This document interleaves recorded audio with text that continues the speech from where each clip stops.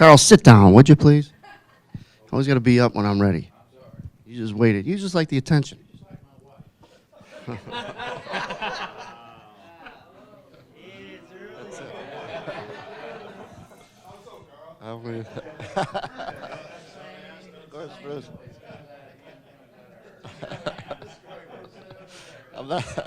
I'm blushing. You know, that's funny about the bath. Who's staying at the embassy? No. Is the shower the same? You got to be an engineer to figure out the shower? That's maybe just me. I haven't showered then because it's like three things. It's a challenge, yeah. Yeah. I was thinking of bringing you in. You're an engineer, right, Chuck? I was going to have you come in and turn the shower on for me. Hey, Mike, how are you? Good, how are you? Good. So, I'm not going to talk for 15 minutes on the schedule. It says 9 to 9:15. I'm not doing that. I'm just going to really introduce John, and he's going to have a little extra time in his first segment. But I'm talking to Mark this morning, and it changed up what I was going to kind of say briefly, and I was only going to talk for a minute. Bruce said he'd take a bet on that. That'd be longer than a minute. He's going to lose. Mark says to me, the guy Brad, and Brad is a friend of mine from prop firm I came from. Not only a wonderful trader, but a good guy and articulates what he does really well. And so he's on a recording in one of the Edge videos, and it's one thing I forgot to remember. And Mark says, one thing he said is, just try to find something you do good and do it. Obviously, it's hard to find something you do good, but you don't overlook you got something working, and then do it and be consistent at doing it. But if you can't, if you don't have the confidence, you overlook that you found something that's working. This maybe, just be consistent. And I wrote on a whiteboard, consistency is the only thing that equals success. So if you're not consistent, you'll have flash in the pan success. You'll have some success, and then all of a sudden you won't, and it's because you're not doing what you were doing to have that success. So find something that works and keep doing it. And he said that. The other thing he said was, he goes, when you take a trade, think about 5 hours in the future. And he said, are you going to be proud of that trade when you go and review it in 5 hours before you know the results of it? And so many times we don't think about that. So many times we don't review what we do.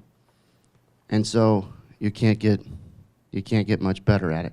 So with that, we're going to bring back Dr. John for about an hour and 15 minutes or so. Then we'll take a break. And then Dr. Brett will come on, take lunch. John, me, John, me, back and forth. But you guys will enjoy it. So let's give Dr. John a nice round of applause for. All right. Thank you. All right. Okay, we're going to start our segment this morning with what I call looking for sharks. Merritt and I had a little bit of a discussion about what he was describing as weak highs, weak lows, tough highs, tough lows, and so on. I think of the market a little bit differently than that. I know that comes from my good friend and great colleague, James Dalton. So that's his perspective of looking at the market. And I'll tell you why I prefer to think of it in terms of sharks. We're all in agreement that the only people that can move the market are the heavyweights. And so that's why I call them basically the sharks. You need to know they are ruthless and they care about no one other than their profit. And so if you're going to get into the arena and they're swimming in that arena, you need to know where the bullish sharks are and where the bearish sharks are. And if they're having a battle, it is very important to figure out who's going to come out as the dominant force within that battle. But first and foremost, we have to find out where they are. All right, so back again to our famous profiles. And the key question is, where are the sharks? Well, we have to look a little bit closer to identify where they are. Why and how does this happen? When we take a look at a single print, all right, that's the work of a mighty force in the market. So immediately we've spotted a shark. What kind of a shark have we spotted? A bearish or a bullish shark? Absolutely, bullish. Why bullish? I'm sorry? Well, certainly it is at a low, but what happened to price after that zone? Price shot up, exactly. So it's not that difficult to really identify their, what I call bite marks. When they take a bite out of the market, take a look at what that bite looks like. And remember, this takes quite a bit of might for this to occur. To protect this much territory, that takes quite a bit of money and a strong ability in the market to protect that. So that single print is not created randomly. Now, questions? Okay, so we know we've spotted a shark. At that point, we should have a strong bias to the upside. And I say bias, let's not get carried away. It begins with a bias. The next thing I want to begin to do is to take a look at what happens afterwards and then try to hone in on when I can enter the market. Now, the hone in part, Anthony and I will work together to show you how we do that. But for now, we're going to suffice with sort of identifying where the shark is and then where the shark is going. So from here, where else do you see the shark in action?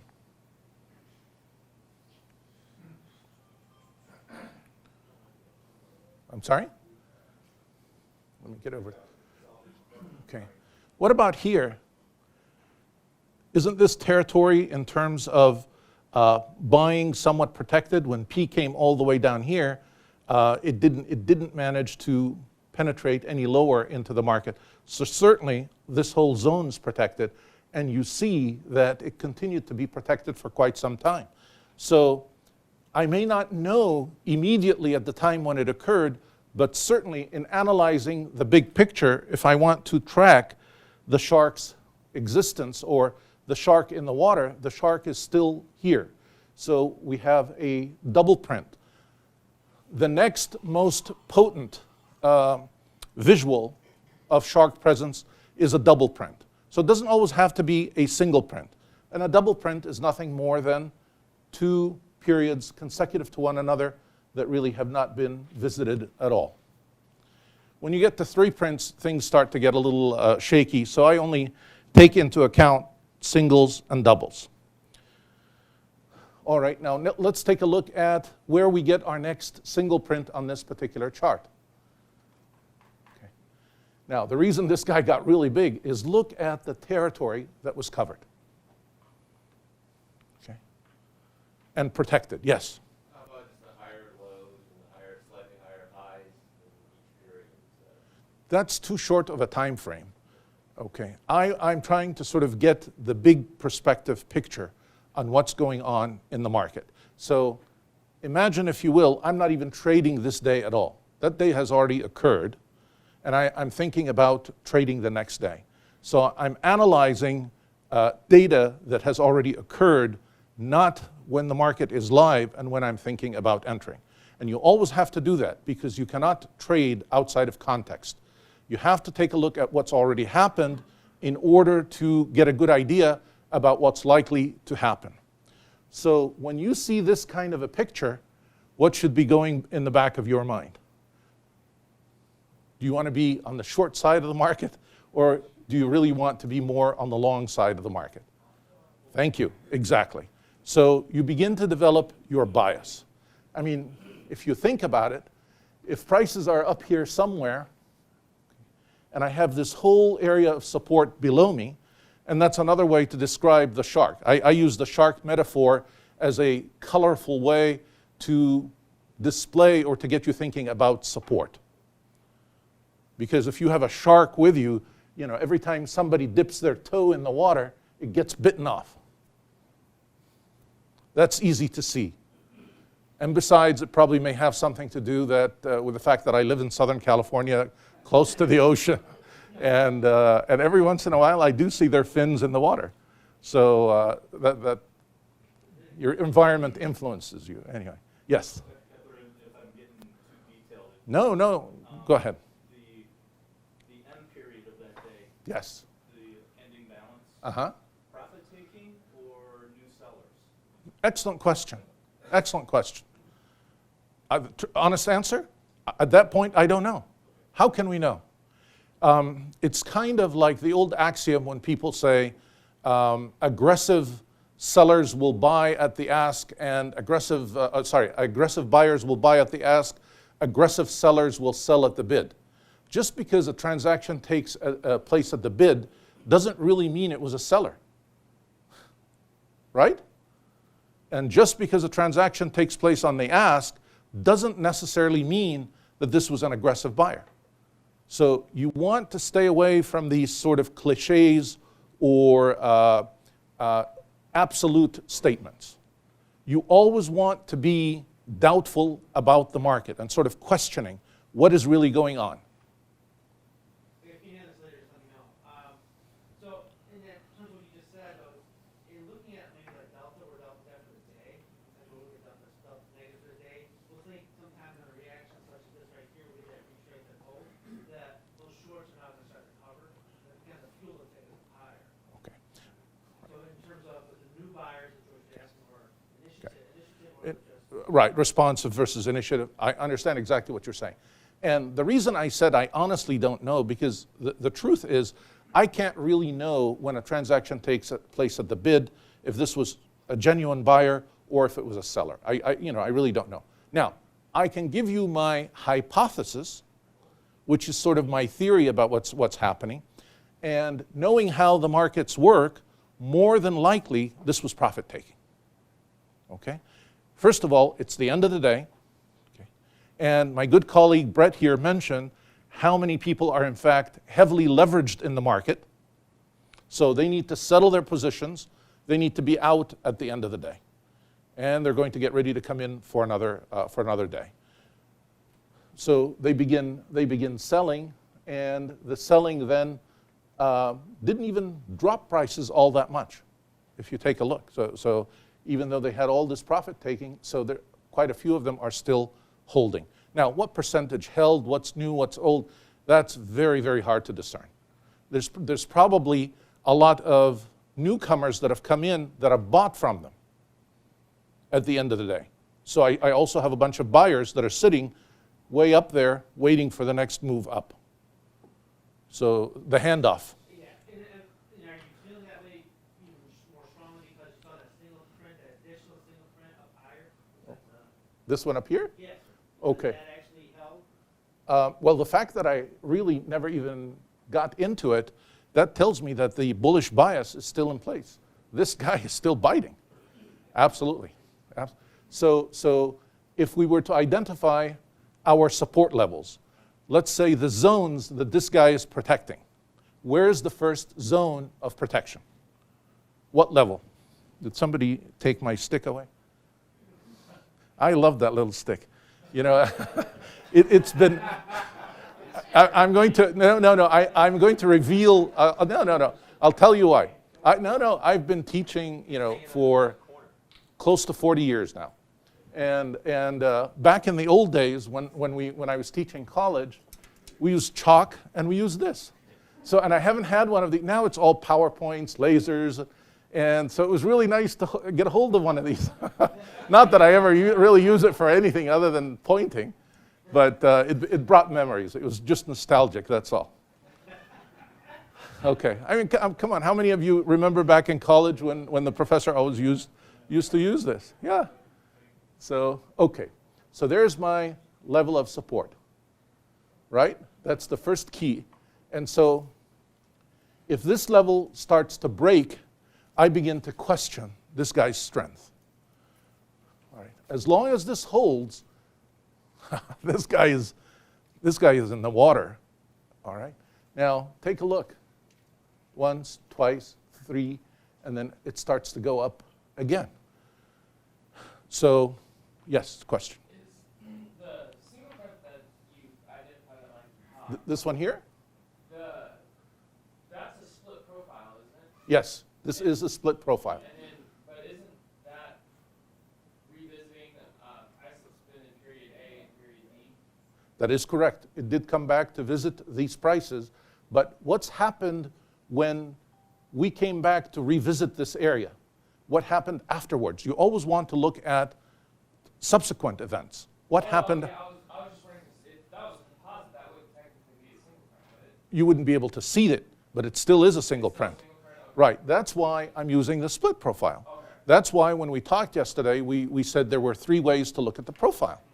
Now, if I am not looking at the split profile and I can't identify these things, then there's something wrong with me, right? I'm not doing my job. I'm not using the tool properly. Okay, so it's, when you use a split profile, it's still a single print if it's like spaced out? Okay, it's not the fact that it's spaced out, it's the fact that it has not yet been revisited. Okay, after, but, okay, I see what you're saying. Okay. So it isn't that, you know, this is a big space. That isn't what makes it a single print. What really makes it a single print is the fact that there hasn't been another single other period that's penetrated into it. I got it, yeah, I understand. Okay. Appreciate that, thank you. Oh, no problem, no problem. I just want to make sure everybody is on the same page. Yes, sir. Show me the split. I'm sorry? Show me the split. Okay, all right. Okay, this is going to be a little bit hard on this slide to show you, but if I had the software, I could show you. So let me describe it as to how we create a split, okay? This is what we call a single profile. All the TPOs are scrunched together, okay? Then there is a button in the software where I select the function split profile. So now what it does for me is it gives me a different visual where it doesn't scrunch all the periods together, it spreads them out for me. That's the split profile. So that's a function of the tool, and if you have a profile platform, you want to make sure, so that you can see this image, that your platform allows you to do that. All right? So if I had the software live, I would simply show you this composite, and then I would click on it and say split, and you would see the split right away. So not having it ready or not having it up, I hope I described it for you as to how it works. When you split that profile up and you're looking at each letter, that is a 30-minute count. So if you look at to the right, to the left, those are all profiles, but when you split it, it turns it into a 30-minute chart. That's correct. That's exactly right. But the visual from the profile is a little bit easier to see than the candles to highlight what I'm trying to highlight. Okay. So we're trying to use the tool to gain the maximum edge that the tool gives us. That's the whole idea. And remember, when I began my presentation, the profile is nothing more than a tool. And as a craftsman, the more skilled you become at using that tool, the better that tool will serve you. All right, so now you begin to see, in fact, every time we dip into these waters, somebody's still biting and we're still pushing higher. So now I would go to my friend Merritt and I would say, okay, is this a weak low or is this a strong low? Is that a weak high or is it a strong high? And how would you classify them, Merritt? I personally don't classify them on a split profile. I'm only interested in the In the composite? Okay. Yes. All right. So in this case, that's a great low because of exactly what you're pointing out. okay. Absolutely, because you can see it has proven to hold as support in a number of different instances. And in this instance, the high, I'm going to change the terminology now rather than weak and strong, was more vulnerable. This shark seemed a lot stronger than the one above that's been selling and is able to encroach on their territory. And you've also got great context there with the prior 3 Absolutely. balance that you're now Absolutely. You can't forget that. Yes, sir. So here's where I get confused with composites. So I look at that and I say, bingo, I got that. I probably would have gotten confused thinking about composites because of all that activity to the left. So you throw a composite up there, but who's to say to people in composite that they didn't close their shorts down at the bottom? Okay. What you mean they sold up here from this composite? Right. And so they were closing their shorts here, and so this pushed us up. But we don't even know if they're still there. We don't know if these buyers are still here. No, we don't know if the sellers are still up there. Oh, okay. We don't know if the sellers are still here. Well, let's see if we do know something about the seller, because we know that this shark is here.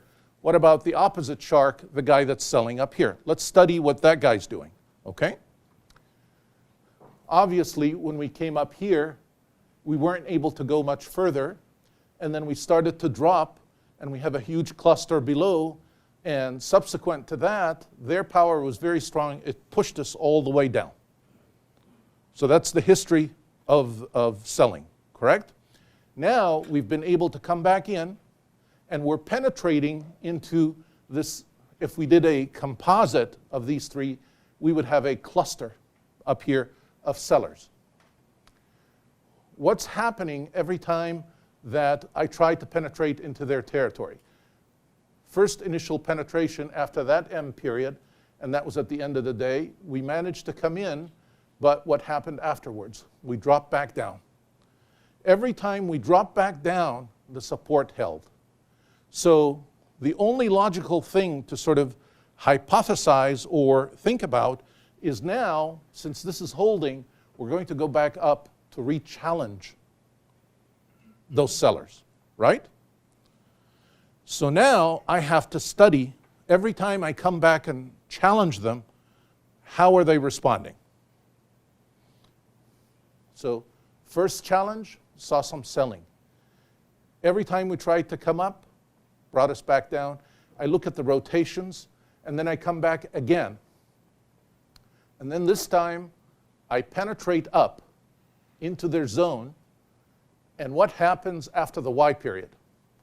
Every time we try to dip down, I have another, what's this down up here? Can anybody help me? Another single print up there. So my first clue that the buyers are starting to overtake the sellers is really when I begin to see in D period, is that D and then E after it goes higher, that's when I really think that we're going to continue higher, and in fact the sellers are much weaker than the buyers. I'm sorry, one last thing. So did the volume over there? I don't want it to be the last question. You got to ask as many questions as you can. So don't ever feel bashful about asking questions. The best way to learn is to ask questions. All right, thank you. You're very welcome. After your, I just noticed, maybe this is nothing, the volume dropped off almost nothing on that. Well, remember, this was all the evening session, so. That's what I want to make sure was. Right, that was the evening session. This all happens in the evening session. And by the way, believe it or not, even though the evening session is very low volume, it is very revealing as to the sentiment of the market and what's going on.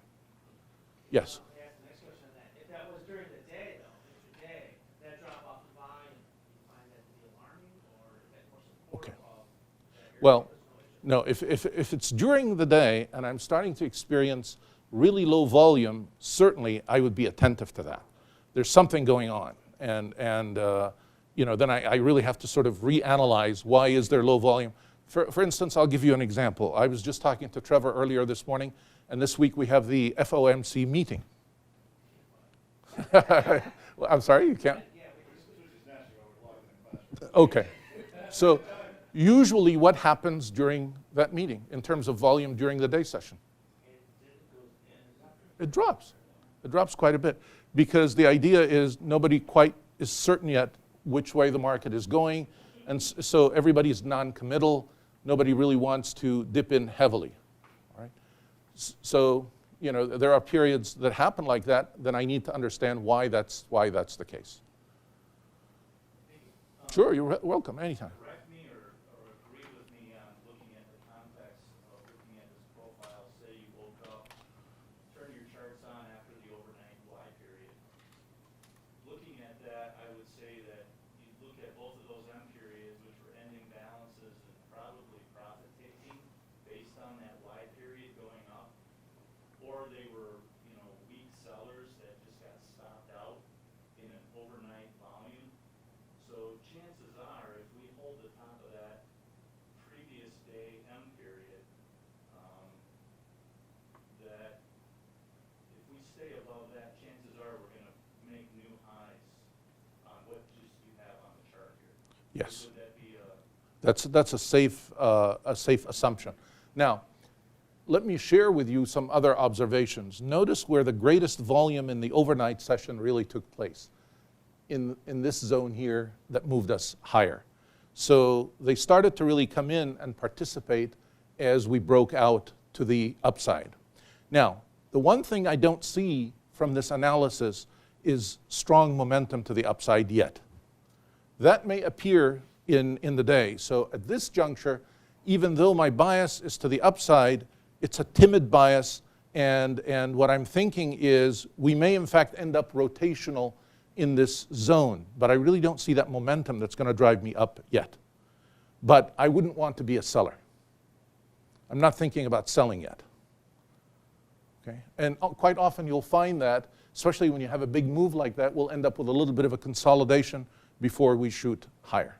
Yes? Okay, back to the first clue. You said the first clue is when we saw the single print MD, right? Right.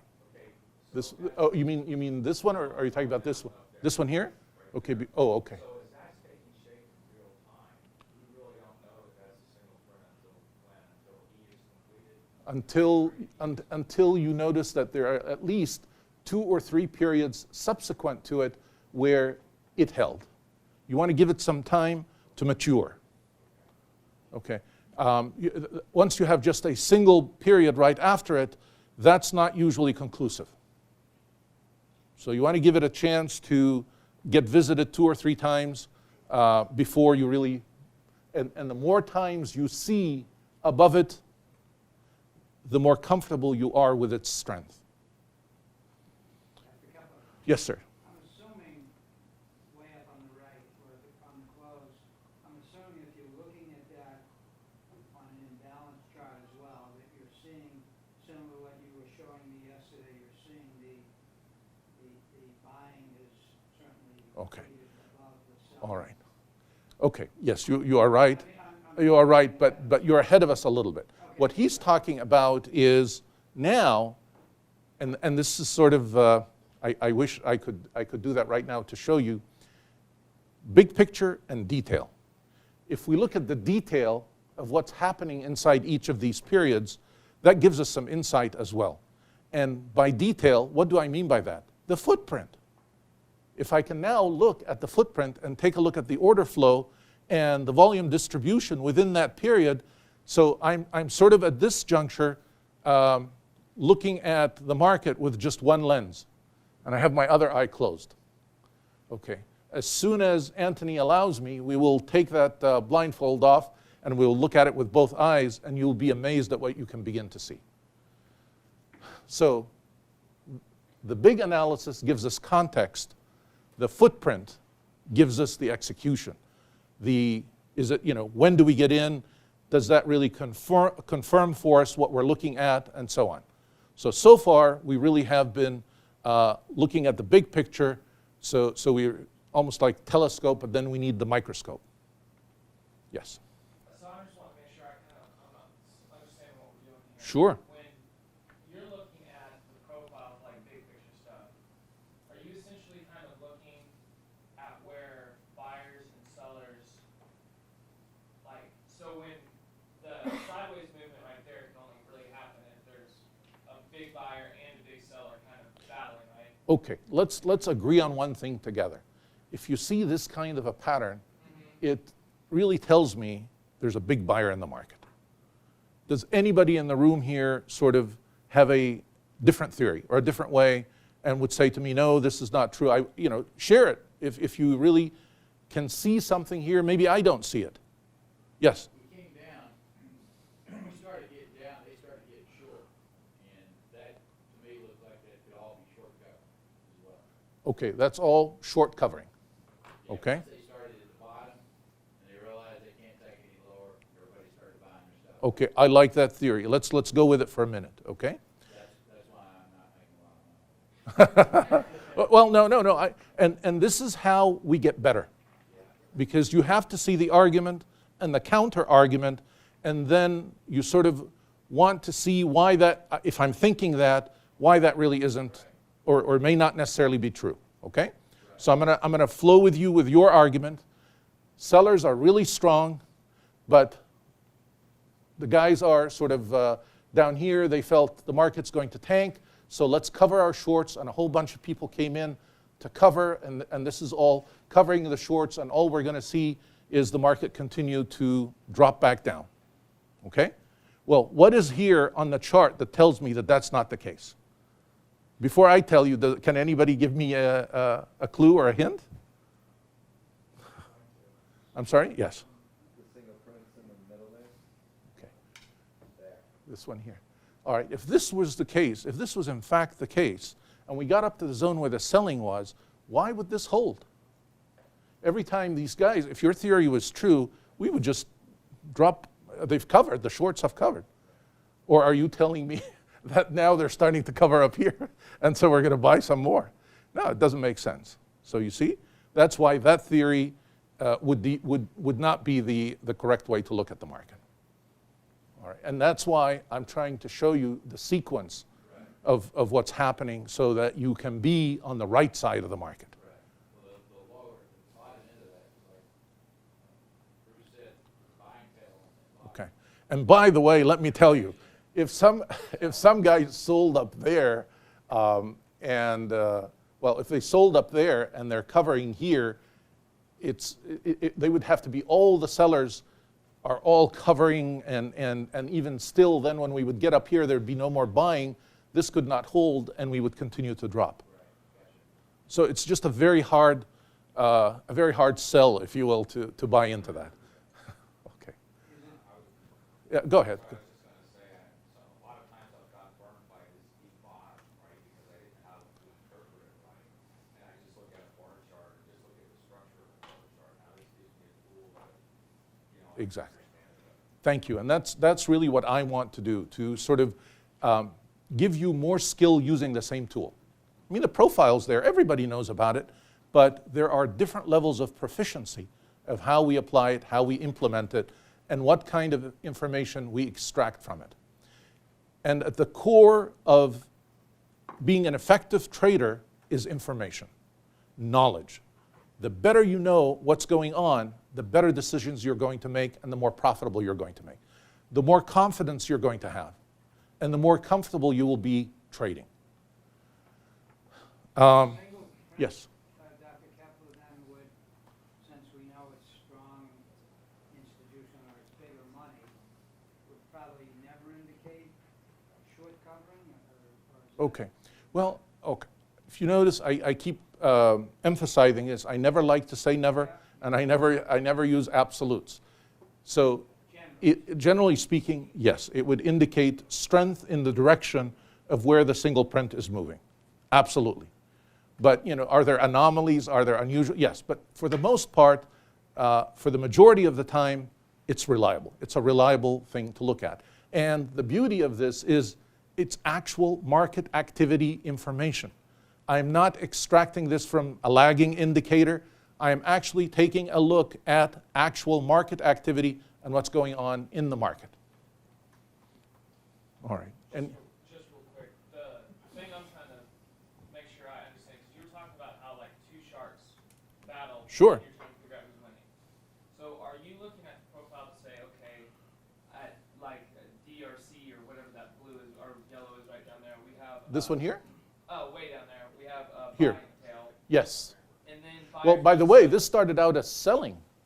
Look at that drop. That was all selling. and then it came back up, right? And then, right, and then started coming back up. And then so we're looking at that, so we're saying, okay, well this could be bullish, and then we meet sellers in kind of that cluster right there. Right? And then at that blue, no, even lower down to the left, that right there. About is right like here, a right. Cluster right there. Right. And then There's a that little. blue right there, there's a single print that shoots up. So are we saying, okay, buyers met sellers, so there's two sharks battling. Right. This right here is proving. Where's the outcome? bulls Right. win. Exactly. And then we meet sellers again, and the bulls win. And That's then we right. meet sellers again, and the bulls. Yes, you are absolutely right.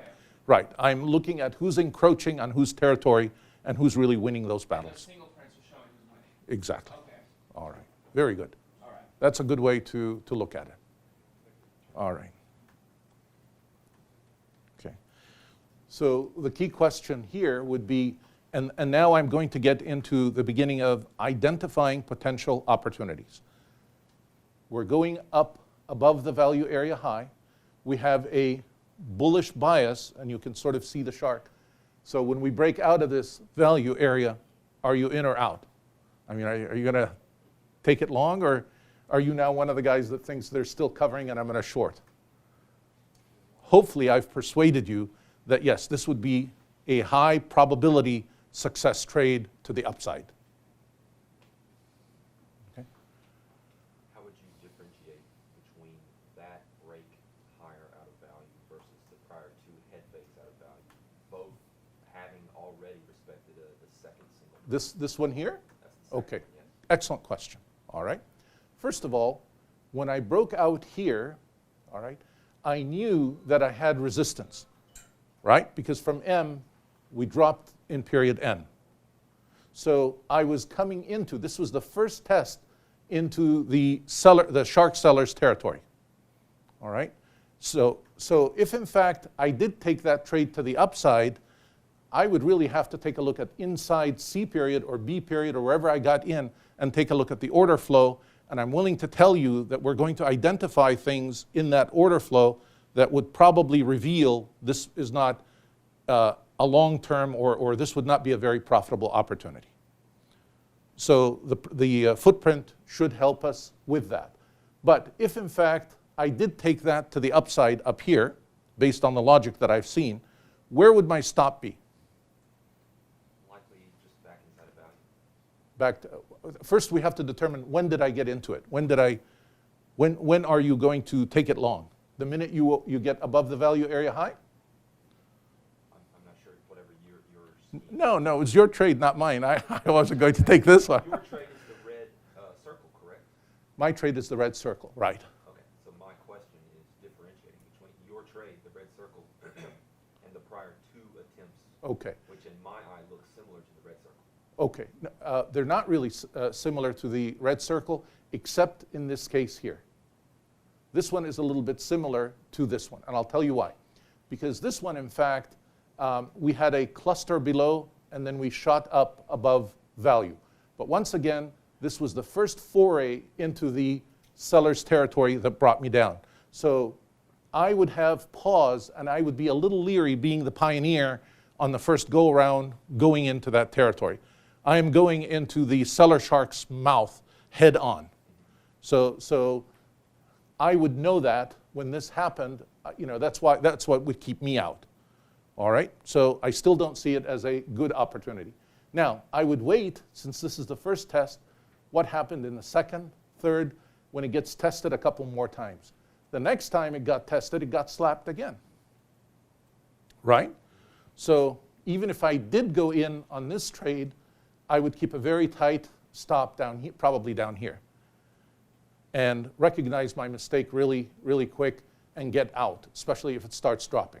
And then I would wait outside and see, okay, this guy is strong now, so what's going to happen when he comes down and meets big mouth down here?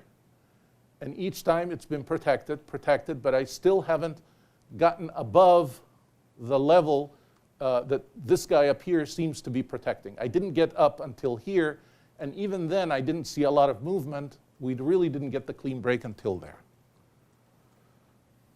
We're at a little bit of a disadvantage though, because we aren't seeing the imbalance and using that. Right, we're not seeing anything, and we're not looking at order flow, so we're really just analyzing the chart per se.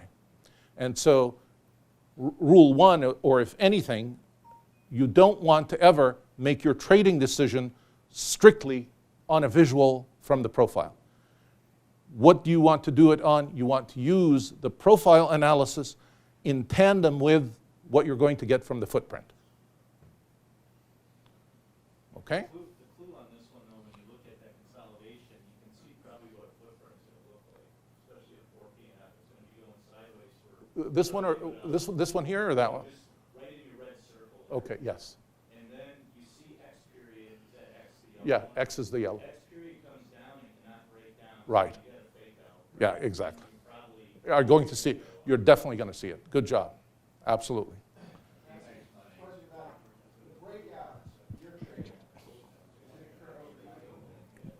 That trade does occur overnight, yes. Okay, so does that factor into this whole scenario as to if it's gonna work or not? Because if you look at the failures, they occurred during the pit session, right? The breakout failed. Yes. That failed in the pit session, and we had the breakout in the evening session. Right, it works. All right? So do you factor that in? Okay. At what period of time are you asking the question? After the fact, or when it's actually happening? Before you take, So I'm up late at night or early, very early in the morning? you've already gotten destroyed once, twice, and now it's nighttime. Okay, right, So you're going into the third. right. So this is probably around maybe 2 hours or 3 hours before market open that it occurs, right? Okay. And if I'm in fact monitoring the market at that point, this would be a good point to enter, even though it is the evening session. That wouldn't bother me at all. I have the setup for the trade. I have the order flow, I have the support that's held below, and I'm breaking out of value. So whether it happened during the day or night. Would be irrelevant, right? The preponderance of evidence, think of it this way, you're almost like a detective. If you have all the clues that you need, it doesn't matter what time of day it is. And is the key clue that it coiled so much and consolidated at the bottom? That The key clue is one, this support has held. that's short, right? Two, when we came down here and we kept trying to come up, we broke out, and that has also held. This now becomes a higher level of support than that one. You see that? So I now have two steps before the breakout that gives me an added level of comfort. And I would be willing to take it. Yes, sir. With your permission. You have my add, permission. A different point of view. maybe Sure, from absolutely. this region. For me, the best trade that I can ever take is a short covering trade, because this is the fastest money you'll ever make. Everybody's scrambling to cover their shorts, and you can get this explosion that you see. So the way I would be looking at it as this single print all the way down to the bottom of the single print. What letter are you looking at? The first letter, I mean, when you have single print. This one here? Yeah. Okay. You hold that down, so I'm watching it, and I see this is a flush down, somebody's selling. Now, the second letter, which is the green line, when you see E? the double prints, Okay. and that doesn't come down to the low, this is where I begin to look to identify this as a short covering, and I would be looking to buy maybe at the high of the double print. When Okay. You see the double print, you see the Sure, bracket. fine. I'm fine with that. That's a decent trade, but really our focus was up here now at this point on what's happening with the shorts and what happened when we actually met them. That's a perfectly good trade, very nice bullish trade. But ultimately, we're looking at what this structure tells us to help us prepare for the future. Because quite often, we don't have all this data, and what I'm trying to share with you is when you put things in context, before you begin for the next day, you want to at least have a good understanding of what happened during the prior day and what your bias should be. But your trade is a perfectly fine trade, no problems, and you're absolutely right, you interpret it correctly, that is what happened. I would just add to that, and that is, it isn't necessarily that this was all short covering. Okay? There's another side to this coin which you should be cognizant of. Quite often when we have these huge drops, these are done by the market maker to balance their inventory. Okay? The market maker now is heavy with his short inventory and wants buyers. And he knows something that you and I will never know because we're not market makers. He looks at his book and he sees where's a big buyer sitting waiting to buy. And that buyer was probably somewhere here. I won't say right at that, but somewhere in this range. So he drops down there to get some help. with his inventory. When he comes down with that short inventory, that buyer is ready to grab it up. He's got a sitting order for a big order, comes in, helps bring it right back up. Okay, now, when this happens, the other shorts that jumped in on the bandwagon will start covering. But the point that I want to emphasize here is don't just assume that all this buying is short covering. You've got a potent buyer here that was sitting waiting. They felt this was a very attractive price, and they were willing to buy at it, and that's why we had that lift there. And the key question now that I have to answer for myself is, well, now that this buyer is committed and has come in, what is the level of their commitment? Will they continue higher with it, or was this just the attractive level for them and that's it? And we're not going to move any higher. Make sense? Yes? Okay, good. Just to solidify with Mark, and maybe this will help everyone else, I've noticed, like, when you look at where definitely has that circle and it's going sideways, if you get imbalance in there, and especially in that, say, 6 to 8 in the morning central time, sometimes even 5 to 8, I found the imbalances to work, the probability of the imbalance to work a lot greater than other times of the day. I don't know why that is, if, you know, the algos aren't in there really working that hard at that time or not, but.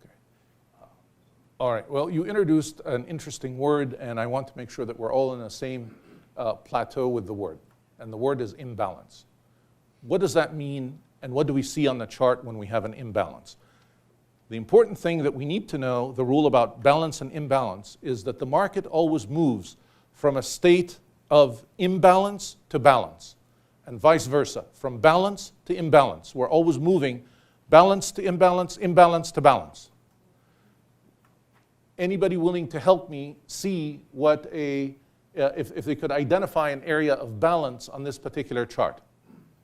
Go for it. Wouldn't any area of balance be where price starts to move sideways, market's facilitating trade, so there's really no, to me, the market moves when it can no longer facilitate trade on one side of it, and one side kind of dries out, the liquidity dries out, and so one side has to start offering higher. So the buyers, where it's white, right before you took it off, the area right there, I don't know how to point at it, but where the chart is ending, I would say would be somewhat balanced because it's been moving sideways. It's in a range. It's been oscillating kind of around that point right there. Okay, all right. POCs highlight for us the center of the balance area. Clusters are your areas of balance. Anytime you see a cluster, that's a balance. Means market is rotating back and forth within that zone. It's in balance, okay? And then at some point, it moves. Now, how would you describe a single print that I keep talking about? Is that an, thank you. There, you took the thunder out of my question. that's okay. That is a great example of an imbalance. So essentially, when you read market profile, is the clusters are the areas of Balance. and the single prints are double. Well, not necessarily the single prints, the narrow, because you could have double, you could have triple, but they're not quite a full-fledged cluster. A cluster, right. And the most balanced of balanced areas is the area around the point of control, as the gentleman mentioned earlier. But it's not only the areas with the point of control, because we could have a cluster here like this. This was an area of balance. We could drop and create another area of balance, and here's my volume point of control. That's what I was going to ask. If you have like 2 areas of balance in a single. Yeah, sure. Why not? We can have 3. We can have 4. So how do you We stop. Is one more powerful than the other because it's part of the point of control? Okay. The question would be to determine the power of one balance, or I would rather use something a little different to ask the question. Instead of the power, who was the dominant force that caused the imbalance? Okay. Instead of power, really, we were in a state of balance. Who's the SOB that put us out of balance? Was it the was it the seller or was it the buyer? Now, do you use like cumulative delta to look at? I'm sure that's a question for like an hour from now. But No, it's okay. Okay. if you look at cumulative delta, Okay. to try to figure All right. First thing I want you to know, I use anything I can use that works. So I'm not against anything. If you like the cumulative delta, by all means, use the cumulative delta. Now, the better question or to answer would be, how do we use the cumulative delta? What does the cumulative delta really tell us? Okay, and before I answer that, cumulative in itself is a nebulous word. Cumulative of what? Are we cumulative for this bar? Are we cumulative for the day? Are we cumulative for the week? Oh, I meant like, can you look at like the cumulative delta of like a cluster and see what the overall Absolutely. of the cluster Absolutely. and quantify how it balances? Now see that now that you've defined it more closely, absolutely. That will give you the delta of the transactions within that cluster, and that would be a clue. Okay.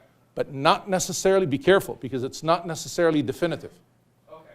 All right? It is a clue, but not definitive. So how would you use it? Okay. Just as kind of a reference point? Okay. The delta? Yeah. I don't rely on the delta that much in my own personal trading, but that's not to belittle it or to say that it's not something you should look at. But in my style of trading, I don't find it to give me a lot of information, because as I mentioned earlier, just because transactions are taking place at the bid and transactions are taking place at the ask, that really doesn't identify for me intention. Okay. And so the delta can sometimes be misleading.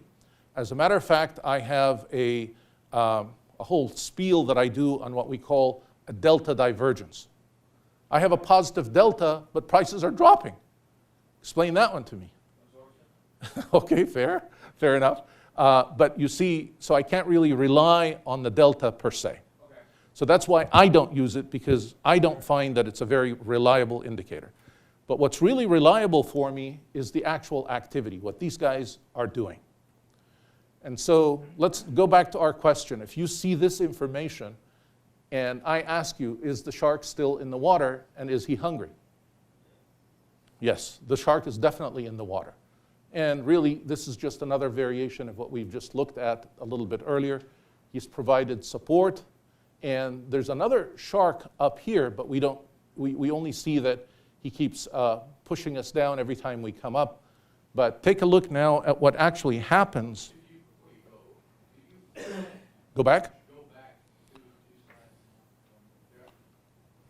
See, the period that we went down, that's all. Period that we went, give me a letter, give me a letter. Sorry, the D period, This one? yeah, we went all the way down. Where did that start at the top? Okay, let me see. Of D period. Right there. You see how we dropped all the way down there? That's right. I looked it up in the news, and guess what happened during that time period? I don't know. It was Donald Trump Jr.'s emails were Russian, and that shot the market straight Okay. down. All right. For me, bless Donald Trump Jr., that was an opportunity. That was a great opportunity. I don't really care why it happens. Yeah, but what I'm saying is how do you, I mean, when you do receive news like that, it could be bad, it could be good. Okay. All right. Now, hindsight's 20/20. Now let me give you the market justification of why that happened. All of a sudden, somebody panicked up here and started dumping into the market. So the market maker, what am I going to do? This idiot here is dumping on me. Drop down, bring another idiot to pick up with me. You have to think like a market maker. And their job is not really, they don't care market going up, market going down. Their job is to balance their inventory. A whole different dynamic from how you and I think about trading. And so they came down here, somebody else said, you know, Donald Jr., who cares? That's an ant on the elephant. It's no big deal. They bought it right back up. And for me, it didn't make any difference. It's the dynamics of what's going on. How do I take advantage of it? Right. That's what I was trying to point out. Is that No, good point. news-driven event. Oh, absolutely. Every time there's a news-driven event, it usually goes back where it started. And that's where we end up, right back where we started. I remember earlier in the day, or yesterday, somebody saying, I want to learn about fundamentals, okay? No matter what, no, it's okay, it's a lofty goal. And I taught fundamentals, I taught business school for 18 years, and I taught fundamentals till, the sunset. I know all about fundamentals, but I will tell you, The market is ahead of all fundamentals. The market factors in that stuff far before anybody else does. There are times when I will see things on the market, and then I'll get on the phone and I'll begin to ask my friends, what's happening? What's going to happen? I'm serious. The market is telling me, something is going to happen. And sure enough, then we hear it on the news. But I see it on the chart before I find out on the news. I usually don't know, but I know that something is happening because I see it on the chart. So what's the better trade? I mean, look at how fast it went down, look Okay. how long it takes to go up. Okay. All right. Great question. I love your question because it starts out with the premise that what is the better trade? Let me share with you what the best trade is.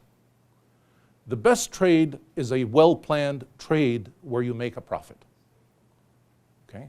Whether you took it as a short covering trade, whether you took it when it broke out, I don't care which one you took. But if you took it based on a logic and a plan and it worked out, that was the best trade you could have taken. I guess my question, what is a reactive trade? You're reacting to the news about Trump's email. No, I don't react to the news.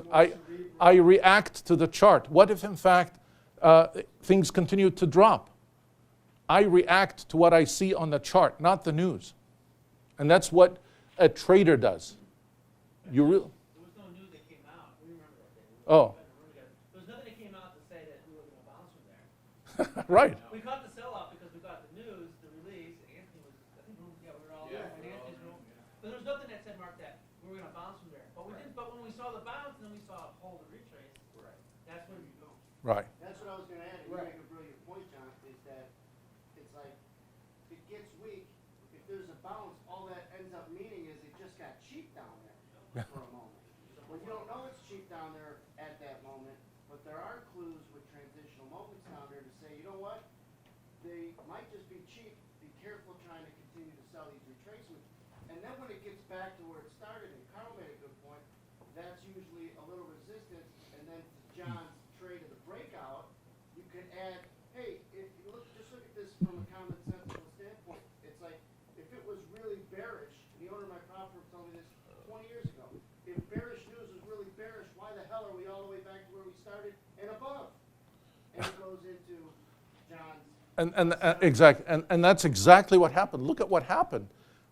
They came back, and we broke out. And take a look at what happens next. If that news was really as bearish as it was, this was really just an opportunity in the market.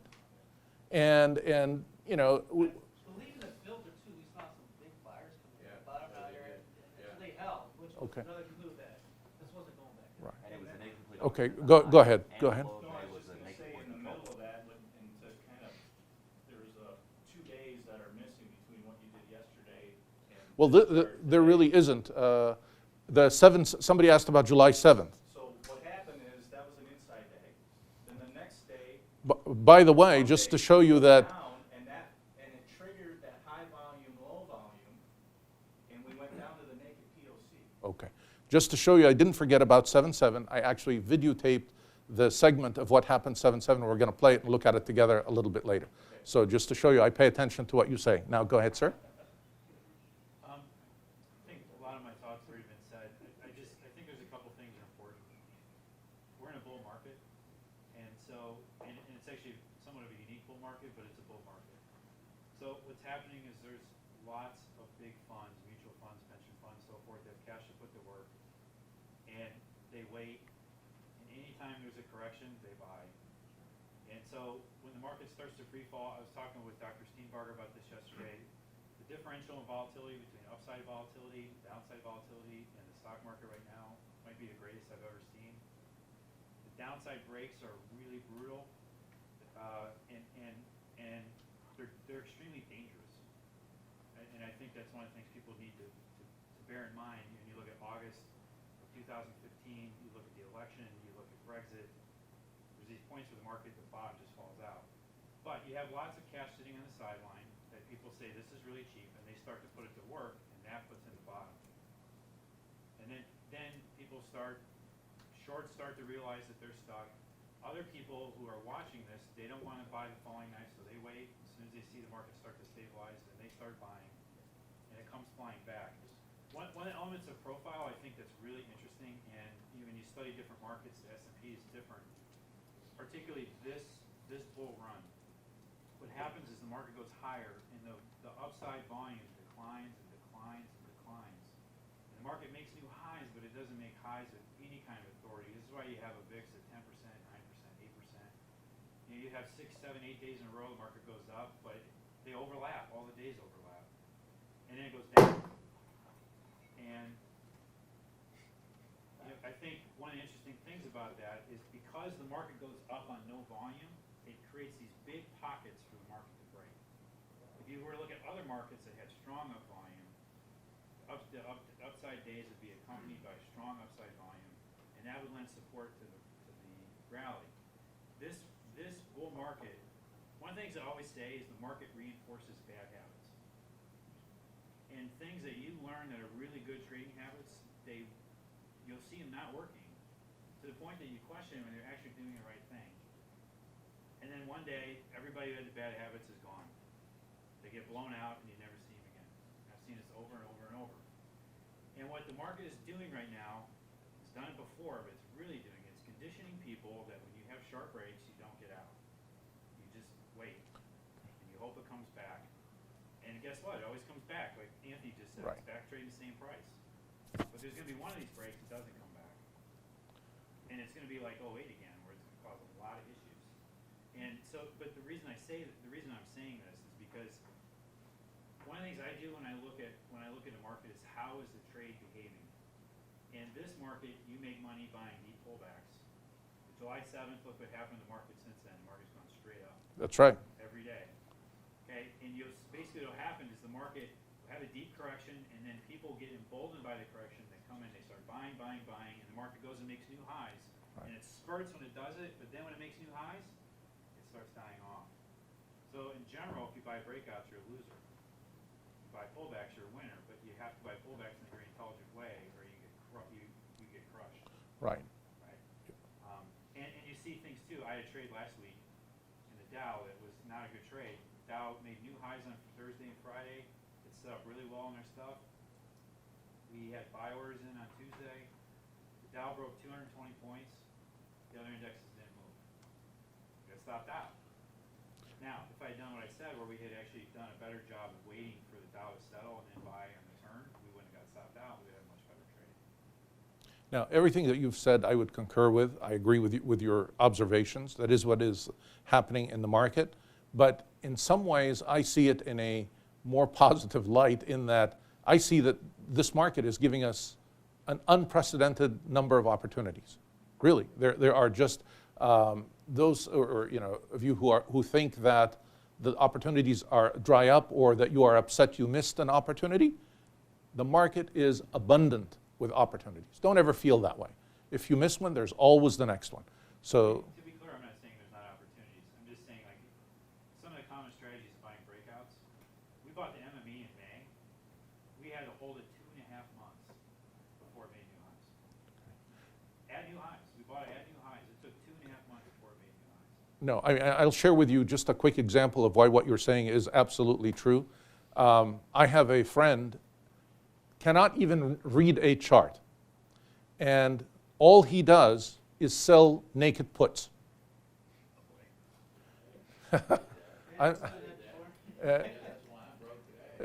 Well, he has a $50 million account because of the margin required for the number of puts that he sells. And he has made money like you would not believe. He's just betting that now, but wait, he really gets killed on margin with on every one of those dips. It never actually, his options never go, never hit the strike, but their cost escalates when the market takes those dips and they get him on the margin call. And because he buys such huge quantities, it's large sums of money. So the last dip, he lost $9 million on a margin call. So, but otherwise, he's been making a ton of money selling naked puts. So Dr. Kepler. Yes, sir. What the intraday trading and in the futures, just kind of guide us, aren't we really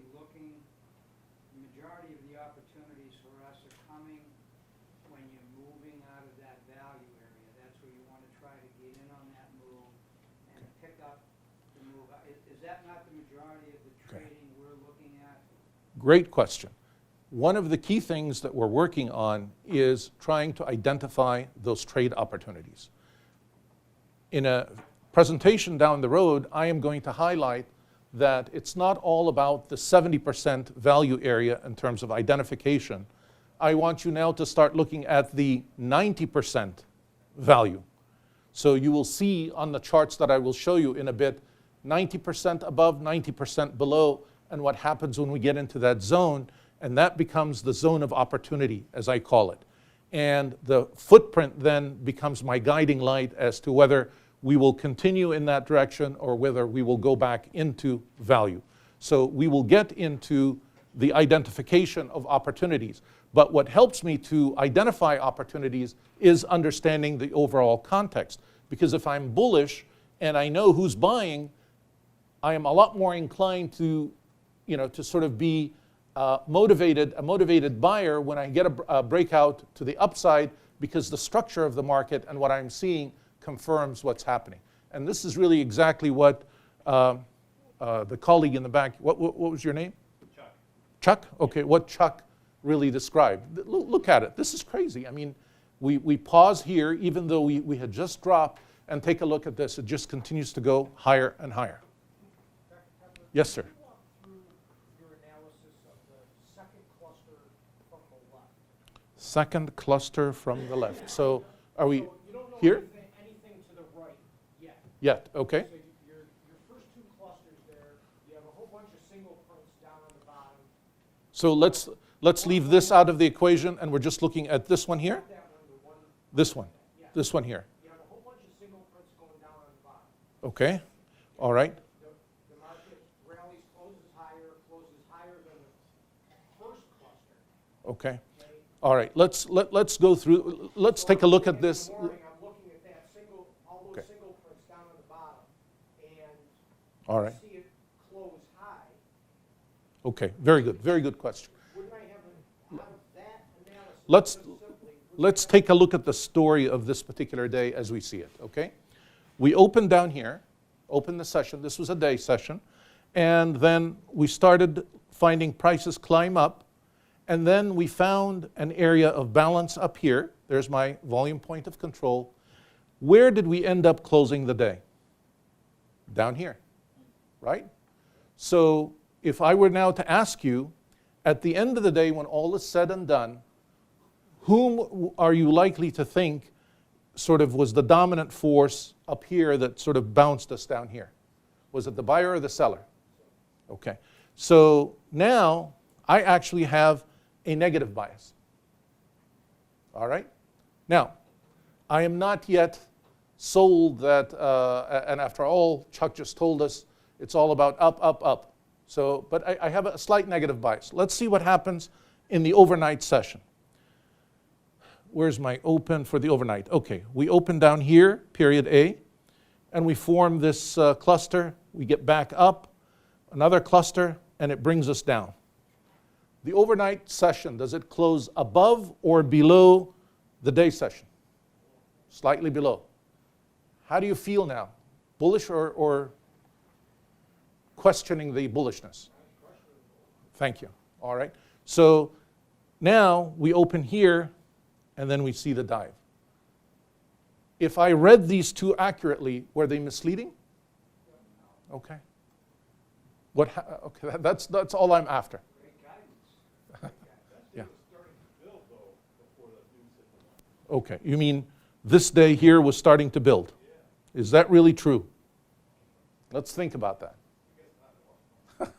No, but let's think about that. Okay. All right. We come back up. We open here. We actually open below the close of the overnight. We come back up a little bit with A, and then we slide right out of value. And then, no, I'm sorry? It's just got A's all up and down. How does it tell you it went up or down first? Okay, well, we don't know. I don't know whether it went up, down. I'm just looking at how many prints I have above the open and how many below the open. And I know where it closed because I know where B opened, right? B opened down here. So even from the number of TPOs, Was period A more bullish or more bearish? Thank you. All right. If you really look closely, you'll find the clues. Okay, C started breaking out. That is correct. But what happened when C broke out? That was really the first time I saw any kind of penetration up into this area of balance, which was selling. Okay? And the rest is history. You know what happened. Yes? When areas of balance break down, aren't they kind of areas of like expected imbalance afterwards? Because it seems like on that chart behind, when there's a couple instances I saw where the clusters, once you tell who won it, price comes back to it, and it seems like Comes back for a retest. comes back for retest, and then who won it last time win again. Well, not necessarily. We have to, anytime you're testing something, you don't know the result in advance. You have to wait for the outcome to be able to know what actually happened. Right. I'm just on the previous chart. It seemed like the people who won it last time more probably win it the second time. It just seems like from that chart. I don't know Okay. if that's something that All right. you see a lot. Is that something that occurs often? Again, it depends. It really all depends whether it happens a lot or not. You want to ask what is really happening rather does it happen a lot or not. Okay. So, and you want to interpret it correctly. That's the key. If in fact the test failed, then you know it's going to come back in that same direction. If it was successful, then it's going to go in the opposite direction. All right, now take a look here. What happened to the shorts? So there are people that decide to short, but look at what happens each time. You know, these people probably shorted here, price comes right back up on them. Short here, price comes right back up. Short again, next rotation up. Short here, take a look at what happens, right back up again. When you see this kind of a pattern, it indicates to you, look at this bullishness. It's just incredible. It's phenomenal. What I'm trying to do is really make sure you read the signals correctly and you stay on the right side of the market so you don't get chopped by it. Okay, so here's a good one. What do you expect for the following session? What's going to happen here? Have the buying sharks lost their appetite? And we conclude right before the open. Here's where we close with the overnight session. Okay? We had a foray into the zone of the seller, and then we came right back down. And you're looking at this. So let's see, what is our bias at this point in time? Oh, wait and see. Well, you just really, I think, don't you still have to really kind of bullish bias at this point? You have Okay, where's my support? Where's my support? Last level of support. Right there. That's correct. I have a support level here, and also I have a support level here, don't I? Yes. Okay. So, but this one is not a very strong one. This one's a little bit better. Right, because you came down on that one. Right. It looks like Okay. you came back up. All right. But certainly, you should see from this that the bias is still to the upside. Okay. So now we need to move a little bit forward and see what happens next in the following session. Notice, A period, no. Take a look. A period came down, took out that first level of support, but it didn't take out the second. And we already knew that this was a weak level of support. This was the stronger of the two. This one held. Now in B period, when I see that B period puts a low here and I have another single print, am I comfortable beginning to go long up here or not? Yeah. Okay, good. It's just what it's telling. Whether or not you like this rally to 150 points, it doesn't matter. That's true. And that's sort of what I want you to be able to do, to take it apart and take a look at it and study, analyze. Okay, what's really happening here? And do I have an opportunity, and am I on the right side of the market or not? And if I'm not, if I guess, if I made the wrong hypothesis, where's my exit? Yes, sir. Speak about VPOC shifts. I mean, that stays with the trend too. You say stepping up. That's true, because that's really sort of the last area where I had the greatest level of volume. But sometimes you'll see a VPOC drop, but then it becomes a level of support and pushes up. even though it dropped from the prior VPOC. So don't just go by whether the VPOCs are in a ladder, step ladder in the direction or not. That's not necessarily the case. Yes? Something sometimes we get confused on this. In the prior charts, we had some profiles from days past, and now we moved into new territory.